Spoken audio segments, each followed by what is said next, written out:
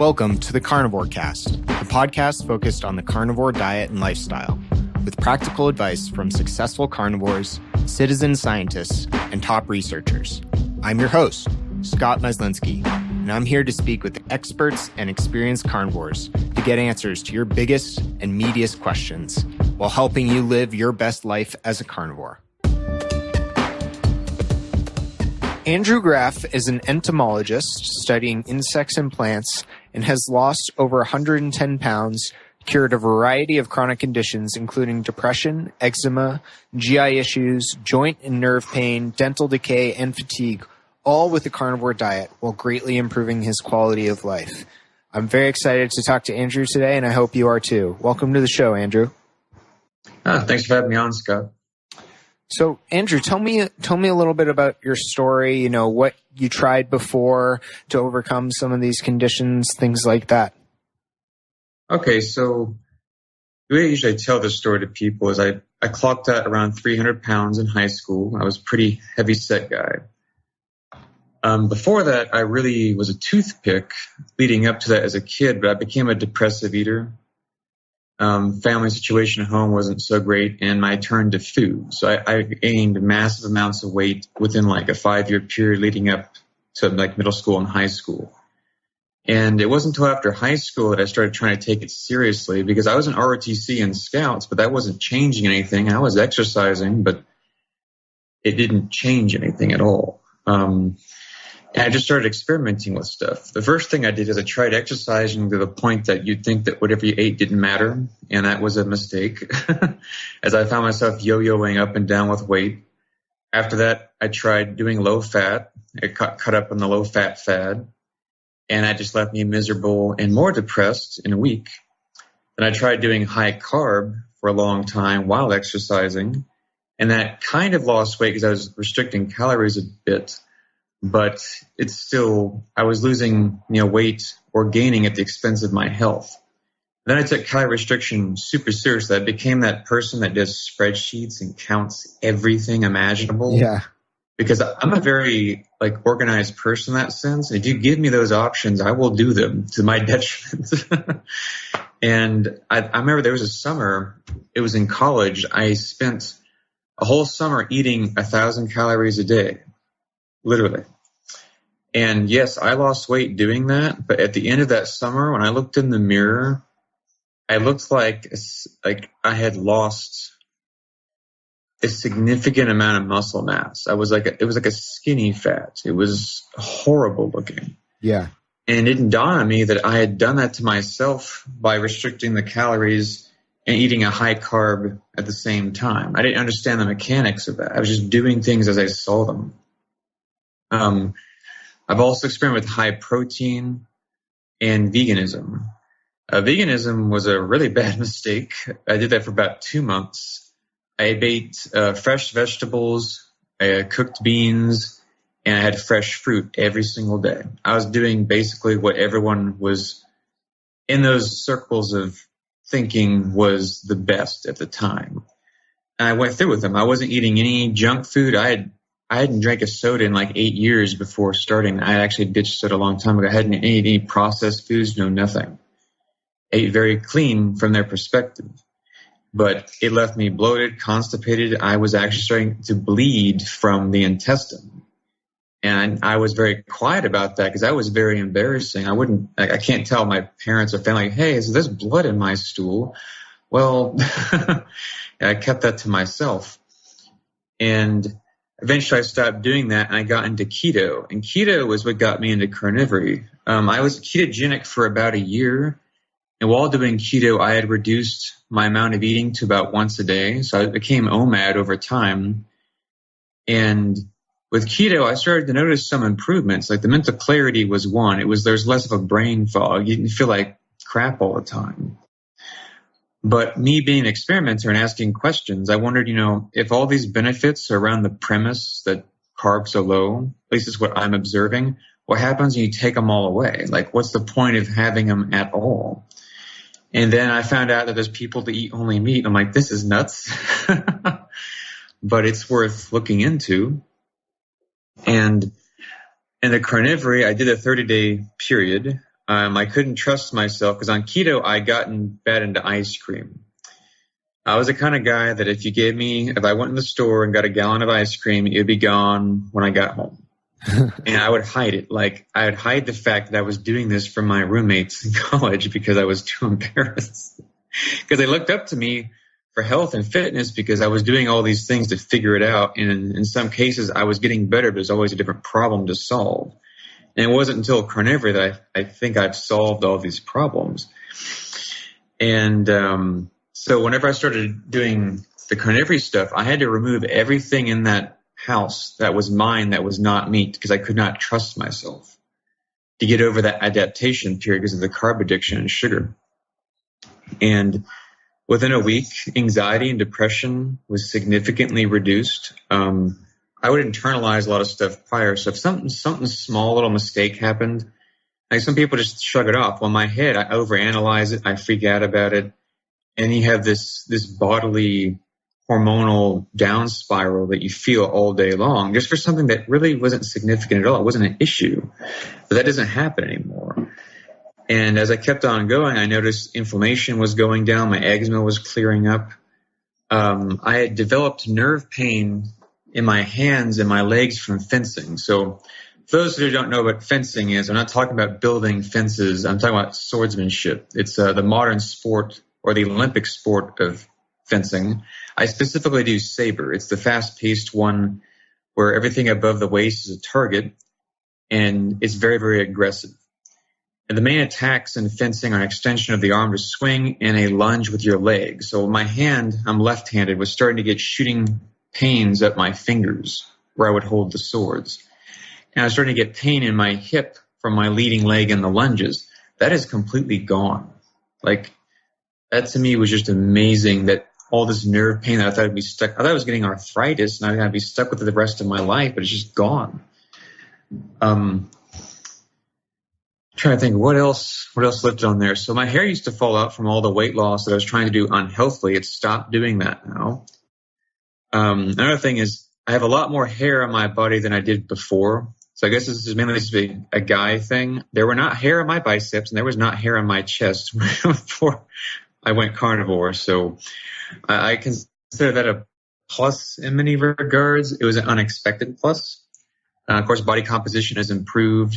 I only need 5 hours of sleep a night. I used to have to sleep 8 hours or more, and I would purposely go to bed at, say, 10 or 9 to make sure it happened because I was doing college, and I cannot afford to not go to work or not go to class. But now I had that adjustment period where I had to go to bed at midnight or else I'd be up at 4 in the morning. And it's not fun when no one else in the world is awake in your time zone at 4 in the morning. So there's no point in making yourself wake up so early. Yeah. And back on the keto thing, one of the things I noticed with the whole premise, keeping the carbs low, which I think is a problem with the ketogenic diet, is that people think that means you can eat whatever you want so much as it stays below a certain carb amount. And I was getting sucked into all the sweeteners. I call it the keto recipe madness. Everyone's looking up all these recipes at all times that fit a keto label, right, to ensure that they can say that they can justify psychologically their keto, but they're still shoving their body full of foods that should never enter their mouth. And I look back, I'm like, I am so glad I saved myself from that because that was bad. Like it was absorbing my time. It became an obsession, just like the calorie counting and the macronutrient counting. With carnivore, it's just you eat meat, you go about your day. I eat once a day. Food is not, my life doesn't revolve around food anymore. And it's just dramatically improved and simplified at the same time. Yeah, that's so fascinating, Andrew, and thanks for sharing so much of your story with us. I'm jealous that you found out about this so early in your life. I'm only 26, but I wish I had learned about carnivore 5 years ago instead of 2 years ago.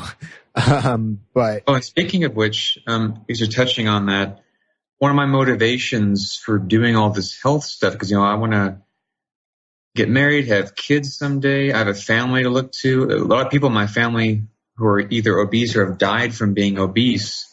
I wanted to be able to set an example. At the same time, I don't want to be that dad at 40 or 50 years old that goes to the doctor and I've been told I've got cancer, something I can't reverse, something I could have figured out how to undo at a young age. It's going to take time away from future family and friends that I can't get back.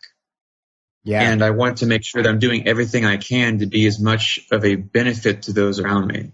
That's my main motivation. The health and everything is great, but it's the effect of that makes you a much more productive and happy person. And those around you, of course, have more time to enjoy with you, and you can add to their lives as well. And I don't want to take that away from anyone. Yeah, I think that's really profound and mature of you to think like that. I think, we don't realize it's almost astonishing to me how many folks have to make that type of realization later in life and are faced with some of these health consequences. And when that happens to someone close to you, you don't say, oh, you shouldn't have eaten all those carbs, or, oh, you should have done this differently. No one really thinks that, at least not at first. But sadly, a lot of times that may be the cause. We don't know, but, I think you have a great philosophy of thinking about it in terms of what can I do now to prevent that, or to try to stave that off, so that I can enjoy life and be a positive force for those around me and help those around me and be there for them, rather than having to have them watch you go through pain and disease later. Mm-hmm. And additionally with that, the great thing is that I've become kind of a role model to the rest of my family and friends on health. And they listen to what I have to say because I've kind of seen and done everything.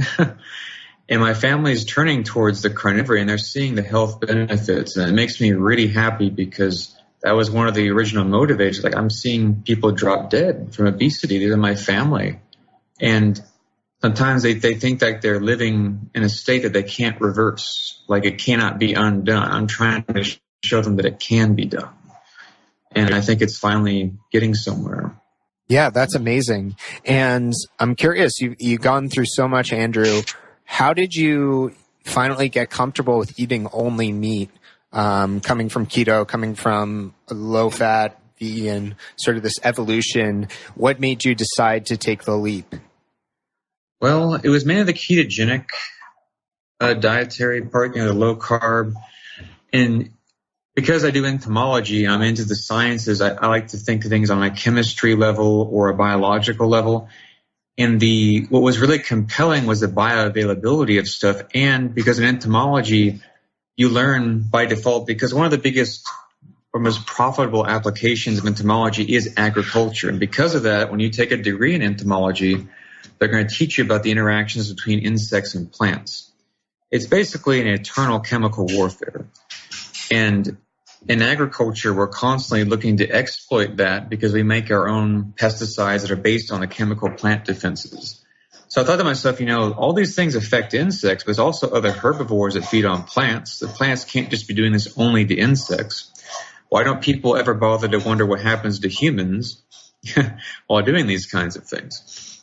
So that made sense to me. Bioavailability was a big thing. And as for the entomology stuff, I can give some examples. So in plants, I think it's from the chrysanthemum plants, you have a pyrethrin, which is a neurotoxin. And its mode of action is to slow the salt transfer across the cell membranes. That affects the nerve firing in an insect. However, it still has the same effect on humans. You just need a higher dose. This is all about a dose percentage. And I think why people dismiss this is because they think that if it doesn't outright kill you, it's not hurting you. I'm like, no, it's not how this works. The damage is being done. It's just on a smaller scale. You have to build up this kind of damage. Like another thing that plants will have if you try to consume them are like PIs, the proteinase inhibitors. So if you try to consume proteins, these things go in, they bind to the enzymes that break down proteins. So you actually lose digestibility at the same time.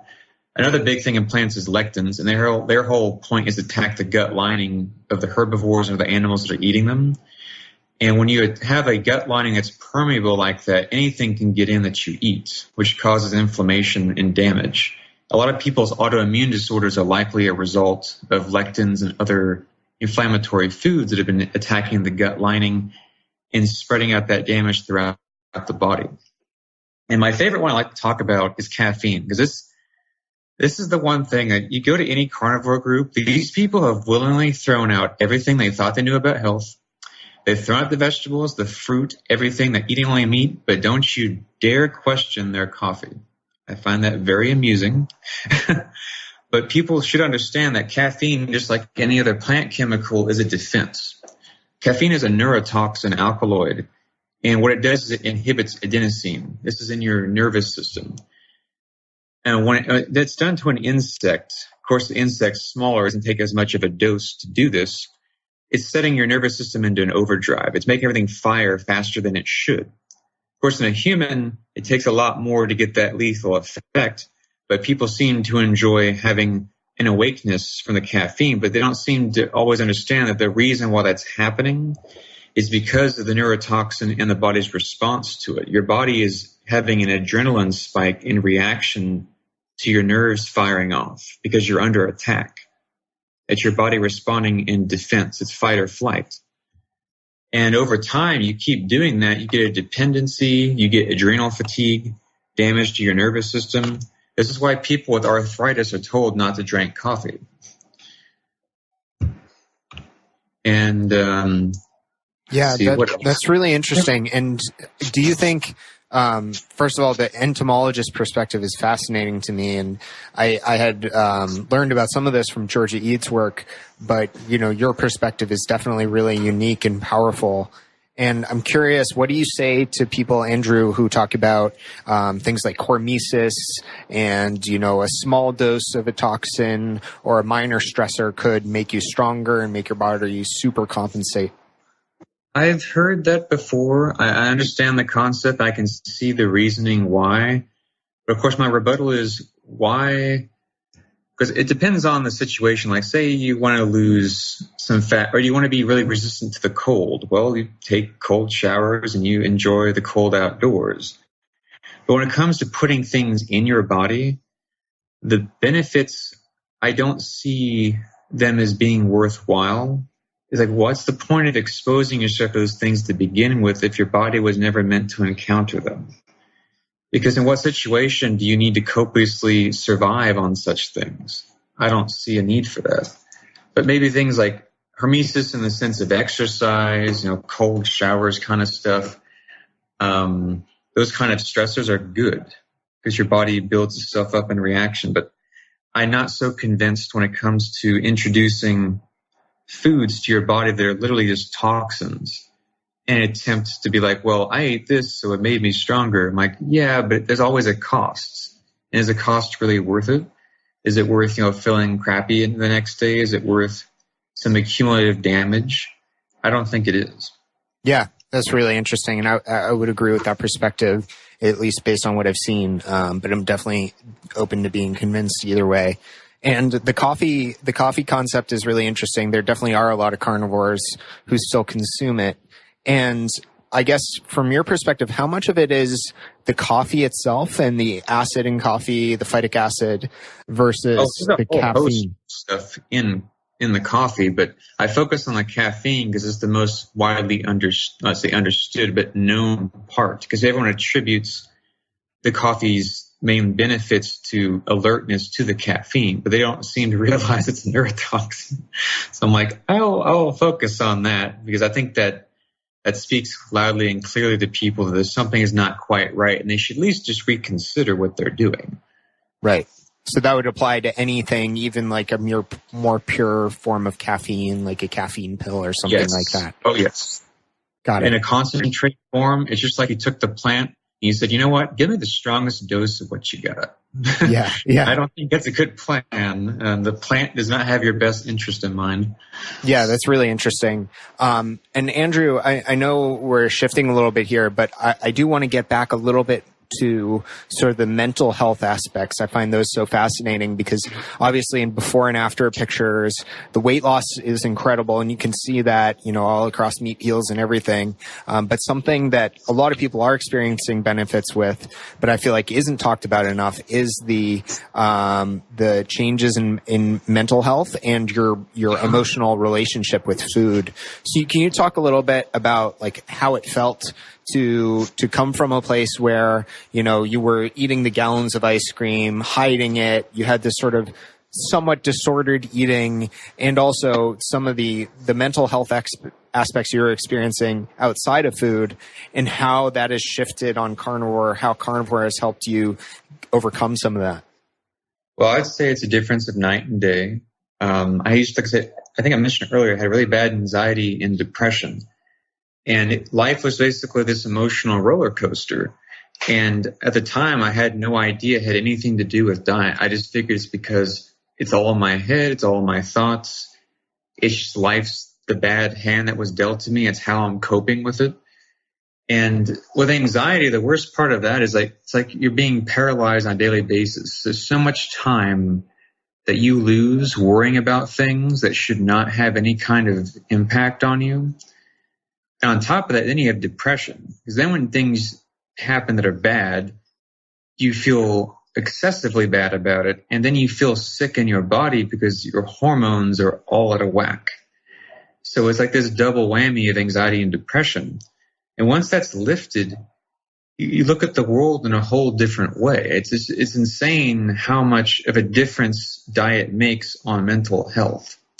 I've seen so many people improve their mental health on this. I'll tell you, like Andrew, you told me to try doing this. And I noticed like in a day or two, it was just a few days of only eating meat, but I feel like I can get up in the morning, or I don't feel like today's going to be a terrible day anymore. It's just phenomenal.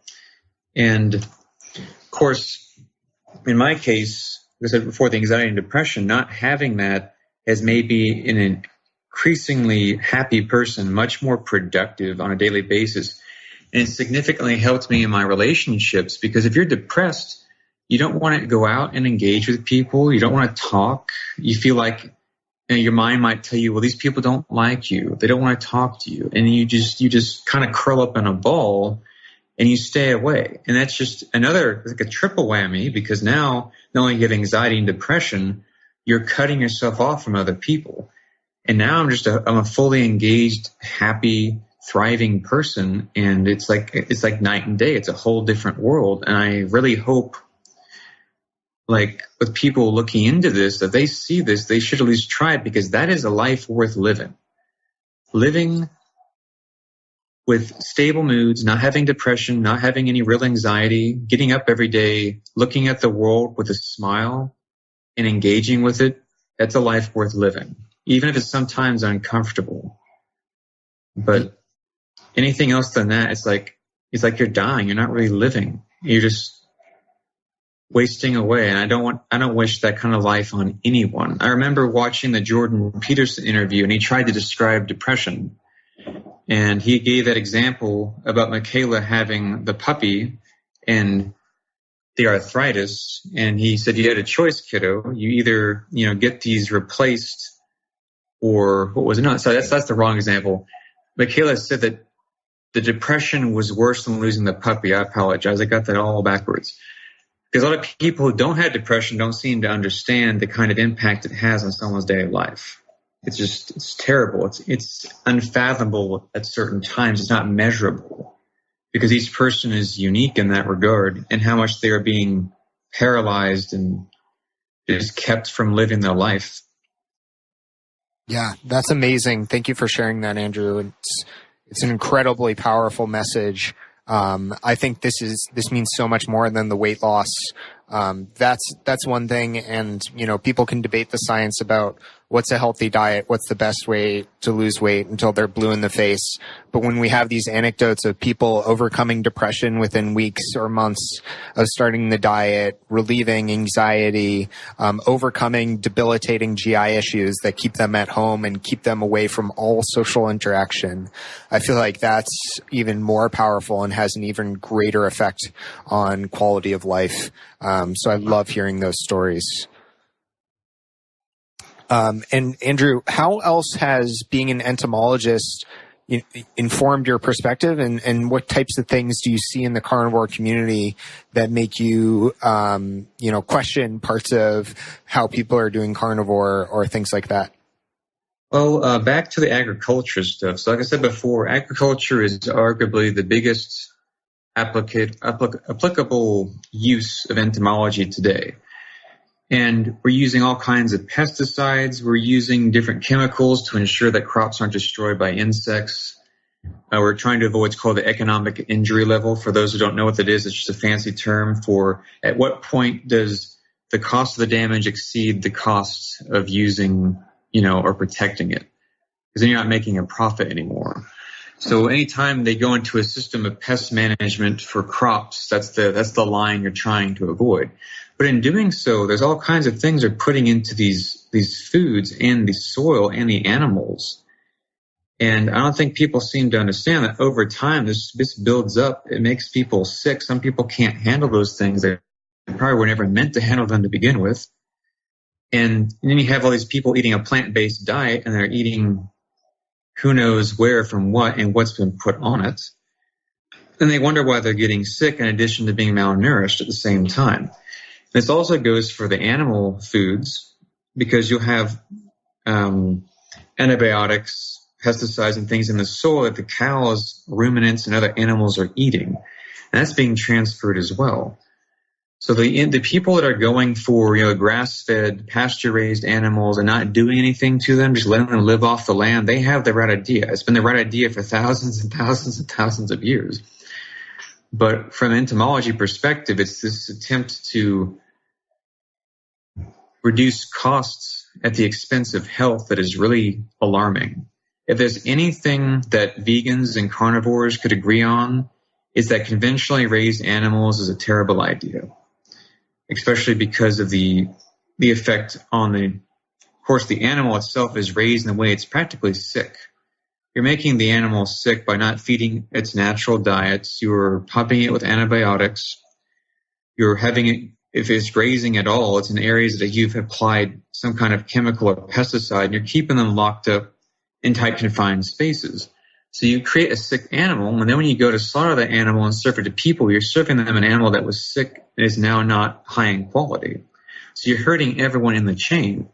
Whereas if you're raising animals on pasture, you're raising them properly, you're giving the animal the proper respect it deserves according to its biology. You're raising it the way it would be in nature, except the caveat that it's in an enclosure because you have a property to put it on.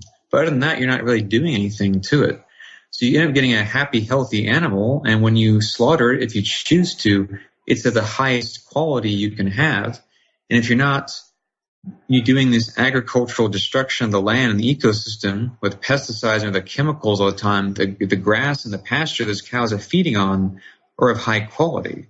And that's where it starts for the cow. You add all these things up, and eventually you have a system that feeds back into itself, that's sustainable. It's the best thing you can do for the environment, and the least harm is actually done. You've given the animals the respect in being raised. You're also using them. So it's interesting. Vegans will say, you have no care for animals. I would highly argue against that. In an interesting conundrum, the more I'm carnivorous, the more I am respectful of what it takes to bring that animal to my plate. I want to make sure the animal is properly raised. I want to make sure it's fed right. I want to make sure that everything in that process is good for the animal because I rely on that animal for food. And I have to respect that. And I have to care about that. Whereas anything else is very disconnected in the way people eat. All this factory industrial stuff, conventionally raised foods, it makes you sick. And at the same time, it's just this huge disconnect from what gets from point A to point B. And I think that's a factor.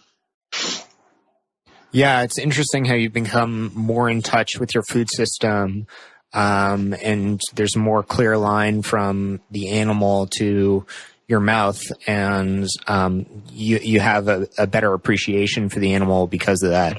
I find that really fascinating. And Andrew, just curious, you touched on it a little bit, but what does a day of eating look like for you and some of the practices you put around it? Okay, so I'm going to start how I started in carnivore. In the beginning of carnivore, I was cooking. I was lightly searing stuff. I was eating roughly 4 to 5 pounds of chuck roast a day. So at Texas A&M, there's a place called the Rosenthal Meat Center. It's a part of the meat sciences on campus. And I could buy chuck roast that was highly marbled for $2.99 every day I wanted. That was an incredible price, so I bought it every day. And at the time, it wasn't problematic. I couldn't, the idea of grain-fed versus grass-fed wasn't even a concept in my head yet, that early in carnivore. So I was eating this stuff like mad. But I was already used to eating once a day. So that's actually helpful because I'm usually up at like 5 or 6 in the morning. I'm going to work my job in the entomology department, then go to classes, then exercise, and then come home. I also had fencing. So on the fencing aspect, I was also part of the A&M fencing team for saber, and I became their top sabers for at least 3 years. So by the time the day was said and done, the only time I had to eat was when I got home at like 10 o'clock at night. So I was already used to that. But I was eating that once per day. And over time, this has kind of changed. Like I tried raw dairy, then I tried putting eggs, and I pulled them back out. I noticed it wasn't doing so hot because I might be allergic to them. It's possible. But gradually over time, it just kind of became strictly only beef and nothing else. And at the moment, because over time I was cooking less and less, I finally dove into raw, looking up on bioavailability. I was thinking about proteins, miniaturization, stuff like that. And it all made sense to me. And the funny thing is, when I was younger, my family would cook hamburgers on the grill. It's everyone's favorite pastime here in Texas, grilling and barbecue. And my mother would always say, you make sure there's absolutely no pink on the beef. And what would happen is that sometimes I'd accidentally undercook one. And when I would cut it open to find out, I'm like, oh no, I undercooked it. Well, what I would do is I'd secretly eat it so no one else would find out. But in my mind, I was like, jumping on a grenade from my family, But I noticed that it tasted better and I didn't understand why. So then I tried raw. I'm like, I think I know why now. It's because it's unaltered food. Your body knows what it is. It knows what it wants. And by not cooking it, you're not disrupting any of that satiety or taste that your body should be able to recognize. So then I just went full on raw. Like I just went straight for it. I was eating raw ground beef, raw chuck roast. The first time I had the chuck roast, it was a 3-pound primal, and I tore it apart barehanded. I'm glad no one walked in and saw that because they would have been like, oh my God, this guy is like a monster, Yeah, but, that's great. Can you talk a little bit more about some of the reasons for going raw? You mentioned bioavailability and protein denaturization, but I'd love you to go more into it. My family has walked in the door and my dog is running for the hills. Do apologize for that. Oh, no worries. Yeah, my little dog's name is Clyde. He's a Boston Terrier mix. Is he a carnivore too? I'm trying to get him that way. If I give him meat, I become his best friend in 5 seconds. Yeah, dogs are facultative carnivores, so that's a story for a different day. People not feeding their dogs, right? I'm sorry, what was the last thing you asked me before I walked up? Yeah, I just wanted you to get a little bit more, Andrew, if you could, into reasons for practicing raw. And I definitely want to go into this more on further podcasts with folks like Doug Wright. Oh, yes. Can you talk a little bit about bioavailability, protein denaturization, some of the other reasons why eating raw meat versus cooked meat might be better or different in various ways? Okay, so I actually have a list here to talk about this. So when I talk about denaturization, it's one thing for a bunch of enzymes in your body to selectively break down things. It's another for you to take a bunch of energy in the form of heat and just indiscriminately denature something. That's what happens. Proteins are very sensitive. They have a very specific shape. And because of that, their functions only work when they're in that shape. When you change the temperature, you can actually change the shape of the protein or completely destroy its functionality or its structure.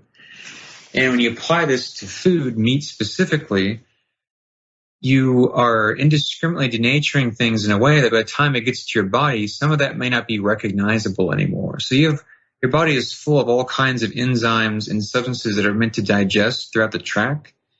And they have very specific jobs and very specific recognition on a chemical level. If there's stuff the body does not chemically recognize or cannot convert into something, it's discarded as waste. And I confirm this myself because, of course, this is kind of a TMI. A lot of people have noticed this on Carnivore. You don't use the restroom very often anymore. There's not very much waste. However, on a raw meat diet versus cooked, there's even less waste. And I was shocked. I'm like, wow, that blows the whole meat being cooked is more digestible argument out of the water, at least anecdotally in my case. And it's an altering of food. And at the same time, this ties into taste and things because if you cook food, like I said, it becomes a cocktail of new compounds that heat has denatured stuff into. And that's where you get all that taste from. But those kind of tastes are unnatural, and what they're doing is they're overpowering and interfering with your natural satiety. Because your body, its satiety is based on the recognition of what you're putting in the body. And of course, by cooking food, not only have you created this cocktail of taste that you might find pleasant, you've destroyed some of the nutrition in the meat. So your body is not going to be as satisfied so easily. It's going to want more.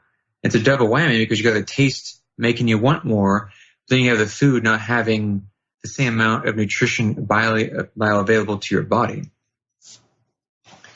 And it's also, I would argue, is less inflammatory. So a lot of people coming on the carnivore probably have a lot of gut issues like permeability and damage. Whenever you cook something, like I said before, it becomes a cocktail of new compounds based from the heat degradation. And if your gut lining is still full of holes, I can imagine that those compounds can very easily get in and damage and cause inflammation. Or in the case of overcooking something, people like, let's say that there's char or something, you basically cook the thing to the point that there's no nutritional value whatsoever. And by eating it, you're eating literally eating charcoal. That's not a good idea. There, you can probably, I would imagine some kind of cancers could form from by eating that kind of stuff. And then when it comes to another benefit of it, at least in my case, because this sounds kind of bad, it's made the world of cooking irrelevant to me, which is, I know a lot of people, I look at that and go, how dare you, sir? But it really does. It's simplified life in such a way. There's no need to have a stovetop. You don't have to go get all this cooking utensils and pans and pots. You just thaw it out, eat it, bring it to room temperature, and you're done. Yeah, that's really interesting. And I personally don't eat raw carnivore, but, I very lightly sear my meats, and the thought has appealed to me, if not only for the convenience factor. And I guess, you talked about focusing on grass-fed, grass-finished, quality pastured animals, but I guess in a bind, where would you draw the line in terms of where you would source your raw meat? Do you think you have to be more careful than with cooking it? Like, if you're traveling, would you go into a grocery store and get ground beef or a steak, and would you eat that? If I absolutely had to, I would. But in most cases, I would just fast until I had an opportunity to get something. Got it. That's really interesting. And Andrew, do you also include organ meats and salt or spices, fish, supplements in your diet? Okay, so I used to salt and season things, but I just learned over time that it's just more chemicals from plants. And when it comes to seasonings, salt, I learned through my own self-experimentation that I had an addiction to salt. So the issue with salt is that it's something that is highly suggested when people convert to keto or carnivore, because you're going to have an electrolyte imbalance. You're losing a lot of water weight, your metabolism is shifting. But the problem is, if you keep doing that, you're going to perpetually keep an imbalance that you have to keep making up for. When it comes to the raw food, the ratio of salt to potassium and other electrolytes is as it should be in animals. So when you eat it unaltered, you're eating the ratios that should be entering your body, and there should be no issue. You shouldn't need extra salt or extra potassium or less of that. Of course, when you eat a bunch of salt, your body dumps potassium. So if you cook your food and you keep adding salt, you're creating an imbalance that you have to perpetually answer. So I'm like, well, why should I do that? And I noticed that I was putting so much salt when I was cooking on my food that, imagine you're putting you can clearly see the salty crust on your sear, but you can't taste the salt. That's when you should realize you have so much salt that your body can't taste it. That's a problem. So I just took it away to see what would happen. And when I took it away, I found a whole new taste of meat that I didn't realize was there because I was covering up with salt. And my electrolyte issues went away. I didn't have any more muscle cramps, and were twitching. That all vanished when I stopped adding stuff.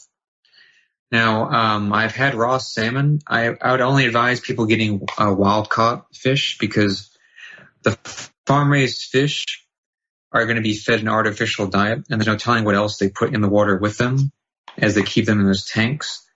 And I've noticed, before carnivore, I could eat store-bought salmon, and I wouldn't feel bad. But afterwards, now I can tell a difference. It's noticeable. And that's one of a benefit I guess I didn't mention.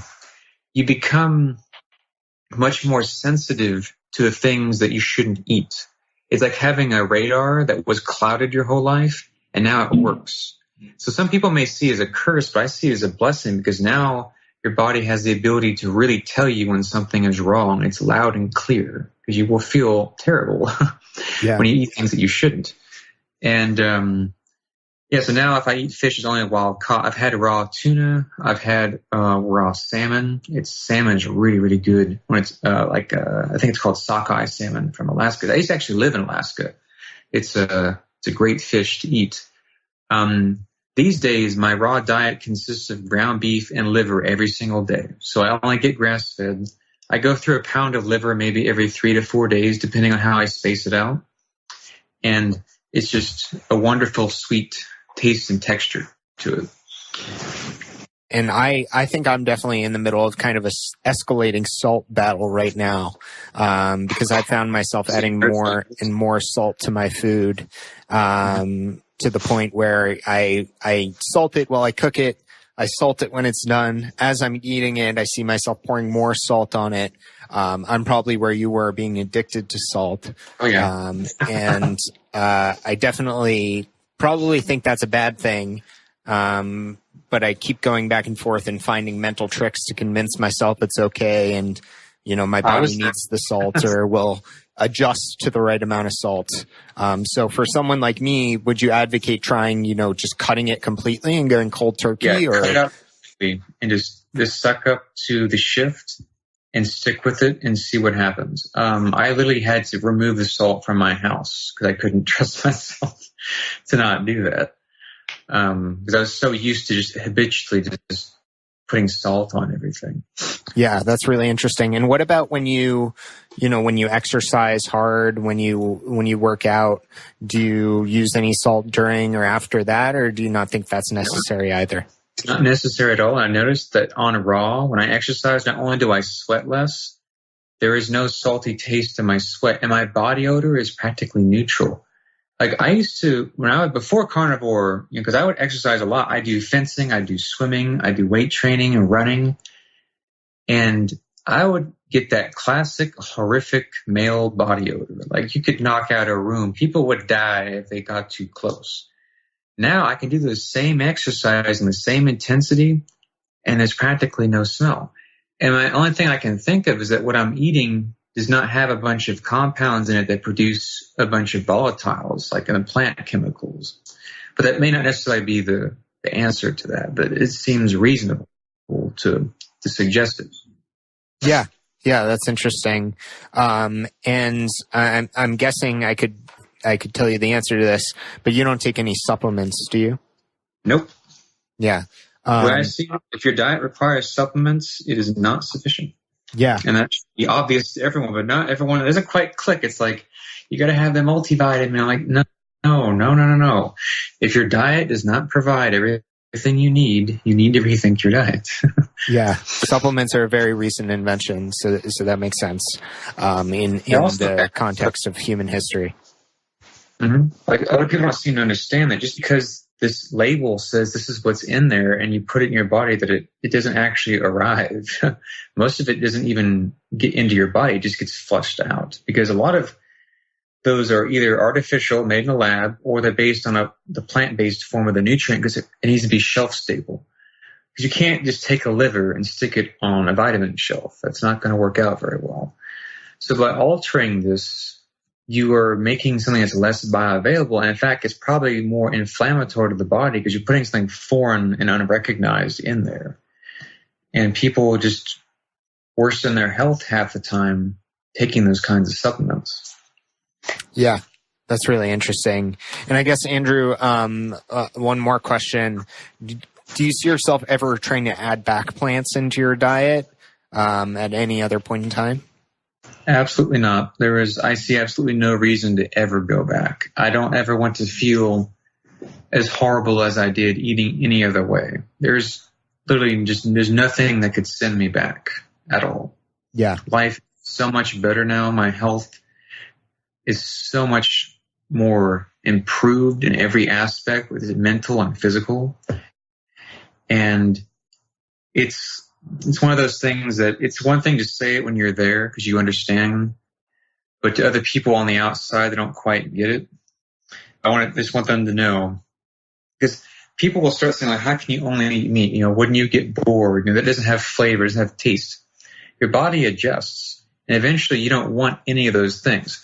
To me, one of the greatest victories I had on Carnivore was after that 1 month adaptation period, I can walk into the H-E-B, which is one of a big grocery store down in College Station, and I could walk in there, and if it wasn't meat, it did not elicit any kind of appetite. I could walk down the ice cream aisle, the horrific, most horrific temptation of all time, the ice cream aisle, and it meant nothing to me at all. I was just like, whoa, now this is something I will never forget. Because now I can walk in there, I can see that, and my body's like, that's not food. There's no appetite, there's no desire, and you can't have temptation where there is no desire to begin with. Like, I can even smell, fresh baked foods. Like, if someone to walk into a bakery and they're baking like an apple pie, that's a really strong aroma. But when I smell it now, there's no food association. It's just a pleasant smell that I can go, oh, that's nice, and life goes on. Yeah, that's really interesting. I found the same for meat as well. And sometimes it's actually repulsive, some of the sweet smells. I can smell things. It's like smelling chemicals now. If someone walks by me with a Gatorade or a soda, it's like I'm smelling a sharp, acidic chemical. I'm like, whoa, Yeah. It didn't used to smell that way, but wow. Or when you walk into one of those ice cream shops where they've got like this thick sweetness in the air, that I've just found that repulsive. But Andrew, this has been excellent. Loved having you on. I think your story and your perspective as an entomologist, really powerful. Where can people find out more about you? Well, I'm not too much of a popular person, so to speak, but I recently got a Twitter at the behest of Doug Wright. He recently interviewed me, and him met up in Dallas while he was in town about a week or so ago. And my handle is the Carnivore Ant-Man. Of course, my Twitter full name, just call me the Carnivorous Entomologist. I figured that was something people could identify with and understand. I find it kind of amusing. But yeah, so it's at Carnivore Ant-Man. I have a Facebook, but I tend to really only add people I know. So don't be too offended if I don't respond to friend requests. And yeah, that's about it for me. Awesome. Well, really appreciate your time today, Andrew. And thanks again for coming on. Yeah, thank you for having me. And anytime you want to do further discussions, just let me know. Yeah, absolutely. Thank you for listening to this episode of the Carnivore Cast. If you enjoyed this episode, please review on iTunes. It really helps us out. And share it with a friend. What questions would you like answered? Or who would you like to hear from in the carnivore research community? You can find me on Twitter, Instagram, and Facebook at CarnivoreCast or go to carnivorecast.com. You can also email me at info@carnivorecast.com. I'd love to hear from you. Until next time, keep it carnivore.